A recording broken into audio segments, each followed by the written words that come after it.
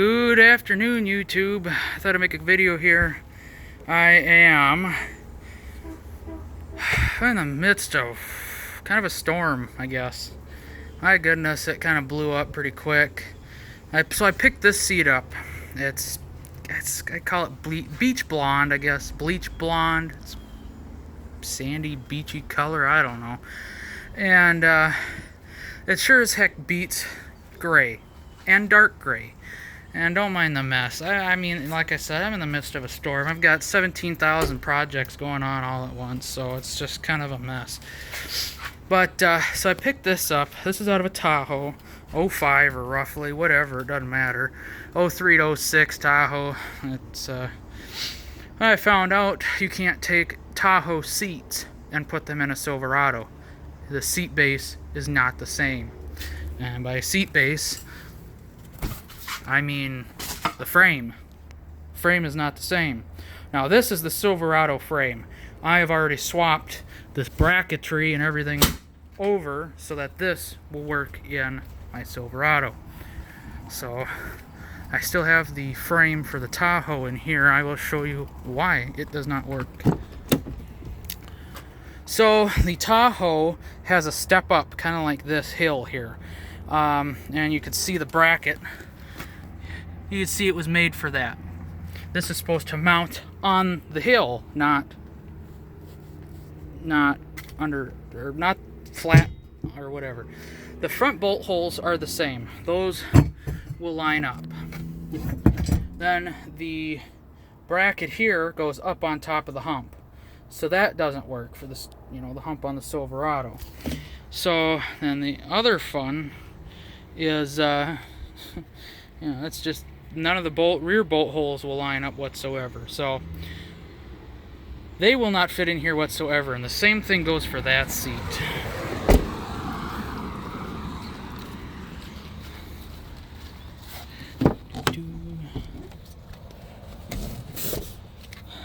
This bracket sucks in towards the middle of the seat when the Silverado one comes straight back. And come forward here. And what I like about the Tahoe seats is when you fold them down, bam. And the reason why I wanted Tahoe was for the full-size headrests, which the post width, the distance between here and there, is different between Silverado, Tahoe, front and rear seats. So the Tahoe has a different width than the Silverado for rear seats. Stupid. Okay? And then both the Silverado and Tahoe rear seats have different widths than the front seats.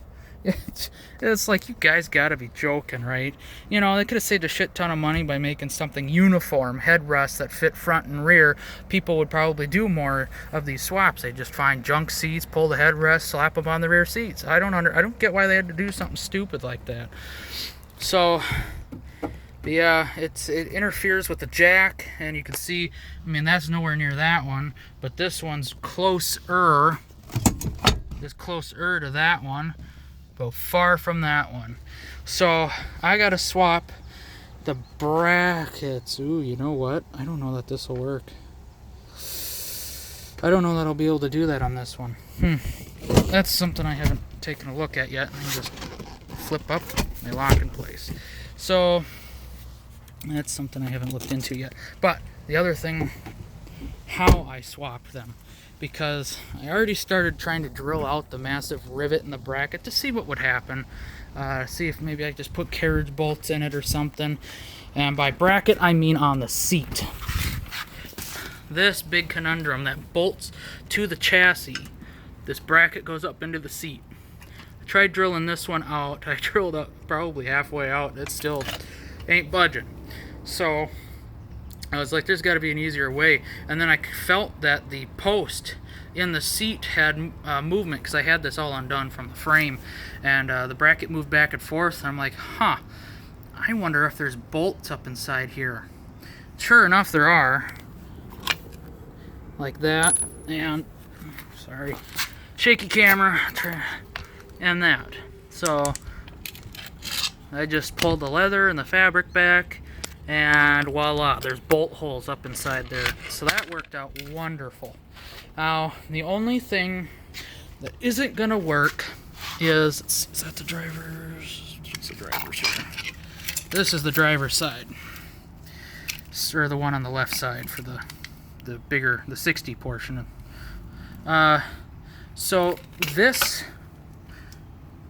wire is supposed to go on here, and it clips in here, the plastic dealio, you know. So it clips on here, and when this pivots, it lifts this up and pulls on this cable, which in turn is supposed to, if I don't know that I can do it by hand as much. What I ended up having to do is kind of pull on the headrest a little bit, so it's a two-hand job, and then pull the cable because it releases the tension from the headrest, and then it pops down. So I got to do that. That's the only extra thing, because there's no secondary post that pivots. But you know, you see this is a moon-shaped bolt hole down there, bolt hole up there, two of them, and there's one, you know, that's just linear bolt, straight back bolt. So that wasn't gonna work. Not to mention that this bracket is shorter height-wise than that bracket, so the seat wasn't gonna, the seat belt buckles or whatever were like up into the seat or whatever. So that's what I've done. The bottom bolts right up, no big deal whatsoever, and that just works as it should. So you peel back the foam and whatnot.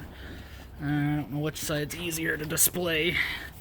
So you get a freaking it's kind of a two-handed job because this is pretty taut. Freaking fabric. Sorry guys for the camera. I know. So there's a bolt hole, and there's one there. You saw it for a glimpse.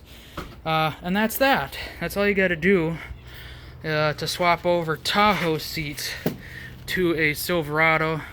Some people might not think it's worth it. To me, it's a little bit of work. Who gives a rat's ass? It adds a little. You get the full-size headrest, which is really nice. Adds a little bit more, you know, beef to the rear back seat than that little dinky thing. So it doesn't go up very high, but it still works.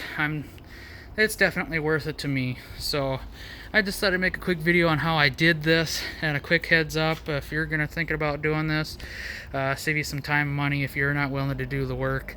To me, worth it all the way. So thanks for watching. God bless.